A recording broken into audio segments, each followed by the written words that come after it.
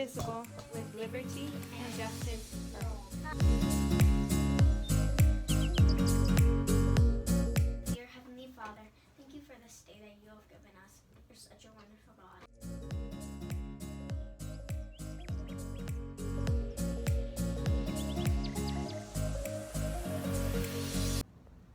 Hi everybody.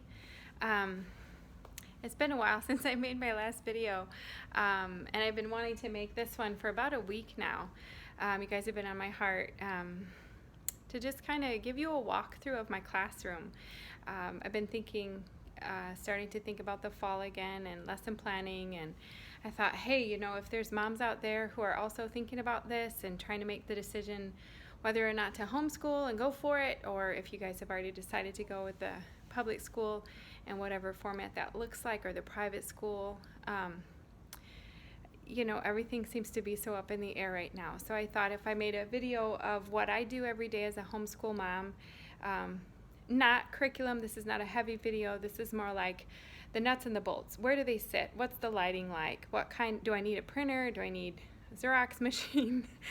So I thought it might alleviate some thoughts or questions for those of you who would be considering homeschool, and hopefully help you make a good decision. Either way, if this is too much, then that will help you make a decision, or if you're like, hey, that's not so bad, I think I could do that, then hopefully that will help you make a decision. So anyway, it was on my heart. I've got some stuff laid out to show you, but I'm just going to start with a walkthrough.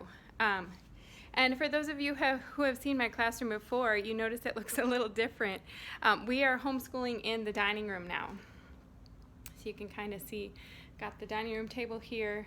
But let me start over here. This is where I teach, right here. We moved to the dining room in order to give our kiddos some more space. They were all in the same bedroom, and we decided to go ahead and separate them out. Girls in one room, and Zach has his own room now too. So what I would say is just have a good space for you as a mama to teach, okay? And then right next to where I teach, I have this good light right here. Just get a good lighting for yourself. And then we've got the printer right next to where I teach, because you'll be using the printer a lot for copies, printing things out that you find online. So I would highly recommend a printer. Before I move on to the kids location, I do want to show you, you know, you're probably going to want it. Let me back up here a little bit. See how I have files next to me on both sides? To me, that's helpful. That way I can put whiteout, staples, highlighters next to me, sticky notes, but hopefully not where the toddler can find it, right? So try not to have too much out there if you have babies or young children. Then of course we have all the basics, you know, rulers. I would recommend yardstick. And then this, I'm going to fill these up pretty soon. This will be with the new curriculum for the new year, because I'll be using these every day. But for the mom section, I would just say have some filing near you, have the printer near you, and have good lighting. If this desk could be bigger, that would be better, but mine isn't right now. So if you have a bigger desk, I think that would be better, just for sometimes I'll have two different manuals out because I'm teaching two different kids at the same time, but I'm working with what I've got. But if you have a bigger desk than this, I would say that's even better. But have some space just for yourself if possible. And then my kids are going to be right here. I say are going to be because this will be the first time we're in the dining room this year. This is not our first year homeschooling, but this will be the first time in the dining room. So I've got good lighting for them. I've got them up against the slider. And then of course we'll have the dining room light on too. Here's the chalkboard, and then I will kind of show you some of the charts we have. You can pick these up at Amazon. They're the months of the year and the days of the week. And if you notice, I have the alphabet around the room still, and I'll explain a little bit more in detail what I think you need when. But these are some of the charts I have as well that you might refer to, and you can laminate, which I'll talk about that in a second. But just kind of showing you some charts. Money, alphabet, numbers, United States, and here's my notes. I'll talk about that in a minute. Okay, I'm going to get situated here and sit down and then give you a little bit more information. All right, so you got the little bit of a tour there for the classroom. But I wanted to sit down with you and just go over some basics. If you have a pen and paper and want to write some of this down, or just kind of listen and see if it makes sense to you, You can always rewatch it and write it down. And I'll put some stuff up for you guys to see as we go along. But if someone were to come to me and say, hey, Katie, I'm thinking about homeschooling, just brass tacks, what do I need? What are the basics? How do I start? These would be the items I would recommend that you buy, and then I can also recommend holding off on other things until a later year, or if it's going well, you can invest in some things later. But there are certain things that you're going to need every year, and bottom line, they're not that expensive, and you can price shop around for some of this stuff too. So it depends. I'll start with this. Number one, it depends on the ages that you're teaching. So I would say if you're teaching kindergarten through 2nd grade, you're going to need different material than if you were to teach a 3rd grader and up. So if you're teaching some of the younger grades, kindergarten 1st and 2nd, these would be the items I would recommend. Make sure to have some of these charts that I was showing you. You're going to want to have numbers up like this. You're going to want to have the alphabet up somewhere. This one I laminate, and I've used it for a few years now for a couple of my kids already. Later you're going to get charts like this with 3rd grade and so forth. But I would have basic alphabet up. I don't know if I can even zoom this around a little bit. You can see it behind me, but I have the alphabet around the whole room so that as it's a little dark there, but so as they're learning how to write, many times my kids will look up and say, oh, let me see the alphabet, let me see how that letter is written. So you can actually have something they can hold in their hand at their desk or the table wherever you're working, or it's just sometimes easier to have it written up above for them to just quickly reference. So I would say have letters up on the wall, have numbers up on the wall all year. Just have them there somewhere for them to see. You know, when you're skip counting or counting by 5s or 10s, you can literally just point, and sometimes to see it all in one is better than for them to mentally try to remember. And then I would have, I think I showed it to you on the walkthrough, but have the days of the week up for the younger grades and the months of the year. And that's about it for the younger grades. As for what you would need up, maybe the seasons, if you want to put the seasons up too. For supplies for the younger grades, I would definitely have crayons still, Play-Doh. You can use Play-Doh with shapes, and you can make little balls for numbers or counting in pairs and things like that. Arts and crafts are big still for these grades. They definitely like to get in with paint, and they're learning to cut, so you can have scissor practice, and some of these arts and crafts will have scissor practice. Buttons, threading, there's a lot of arts and crafts out there for those ages. Markers, things like that. Paper, you're going to need paper for, okay, so let me wrap that up. So that's what you would need for the younger grades. For the older grades, 3rd grade and up, I would highly recommend a map of the United States as well as a world map. Depending on the curriculum that you're going to go through, you would start with the world or with the United States. In Abeka, we start with the United States first. So I have a very big map, which I'll just pin up a picture. But again, these aren't expensive items. I think I found the world map as well as the United States map at Costco, and I think it was like $30, and they sold them together. So they came together for $30 for both. So they're not high quality, but if you're careful and you just pin them up higher, again, so the toddler can't reach them, and they're going to be fine, and you can use them for years. Maps can go very expensive though, so definitely price around on those. Some of them can be extremely expensive, so just be careful which ones you pick depending on your budget. The other thing I would highly recommend for 3rd grade and up is a globe, just so that they can see how the oceans and the continents connect, and it starts to give them the idea that the world, of course, is round, and they can see, when we're going east to west. So, and again, globes can be very expensive. Hi, I'll feed you soon, okay? I love you. A globe. So that's it mainly for the bigger grades. You'll probably, in addition, want to get a science kit, depending on what age and what the curriculum is asking for. So that will be individual depending on if you're going to do anatomy or if you're going to do biology or marine. Hang on just a second. Okay. So those would be the individual items I would recommend for the younger grades and the older grades. I consider 3rd grade and up to be starting to be the older grades.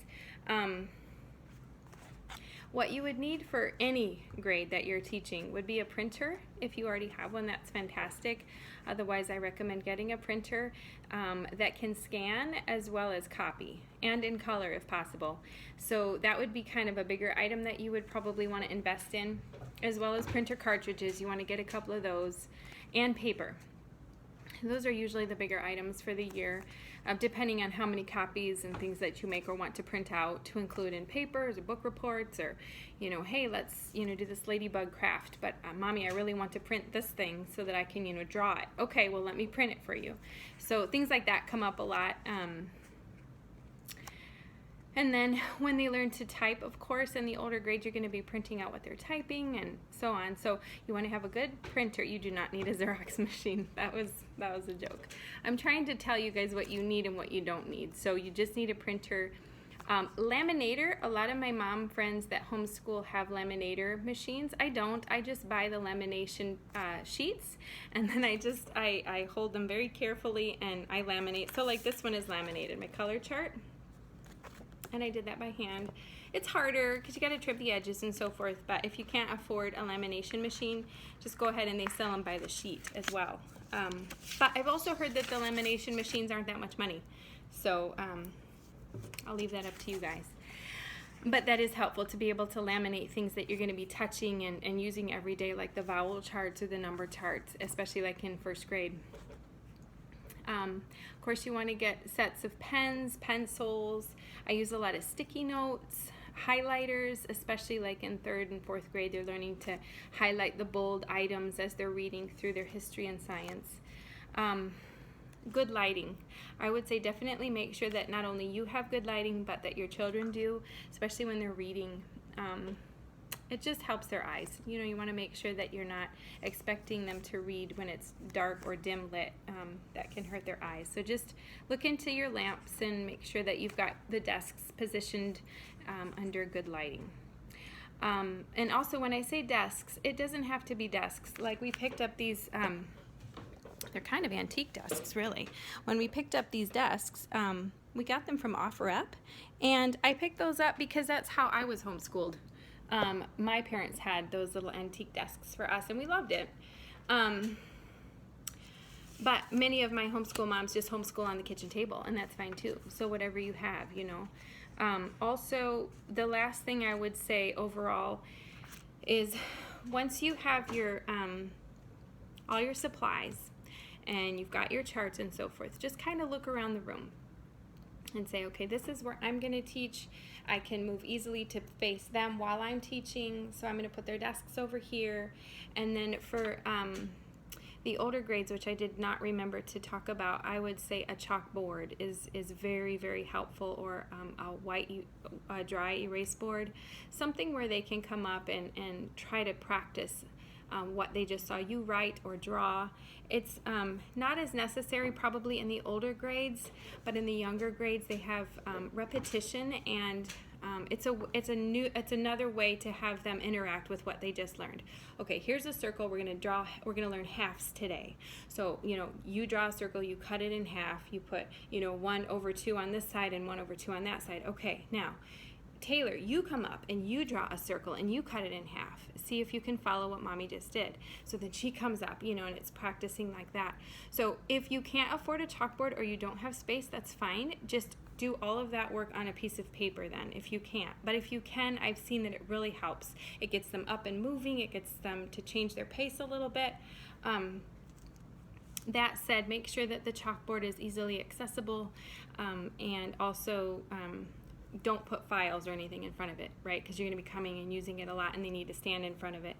I ran into that in one of the rooms we were teaching in.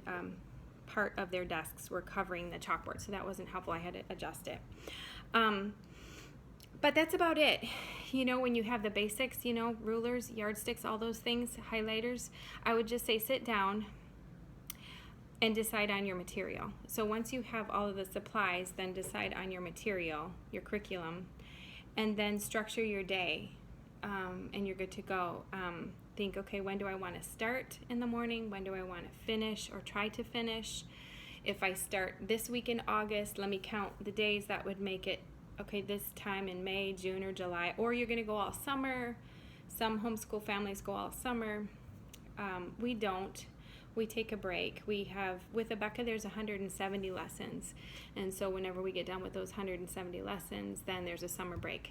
So depending on how many breaks we took in the fall or the winter or the spring, and the sick days, you just kind of estimate your year. Then I would say estimate your structure for each day, and you have your supplies, and then just go with God's grace. If God is calling you guys to homeschool, He's totally going to help you. And I wasn't sure if I could do it, but I started it one year, and I just followed the curriculum. And as I noticed needing something, I would go and we'd talk about it. Hey, I need a chalkboard. Hey, I'm noticing I'm needing, a globe this year. Like, my little map isn't cutting it. So God will show you. You'll see from the material what they're recommending you have as well. And I'm probably forgetting some things that other moms are like, hey, tell them this. Please put it in the notes. We'll help each other out with what has worked for you if you're listening and you're another homeschool mom. But these are the things that have helped me. Pretty basic supplies. Structure your day and just follow the curriculum, and you're going to do great, because God will never call you to anything that He's not going to help you do.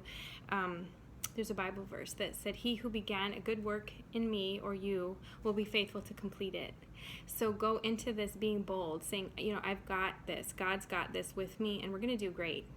I hope that helps you. I hope it seems reachable to you. If you have any questions, please don't hesitate to write anything down below, and I'll respond and help in any way I can.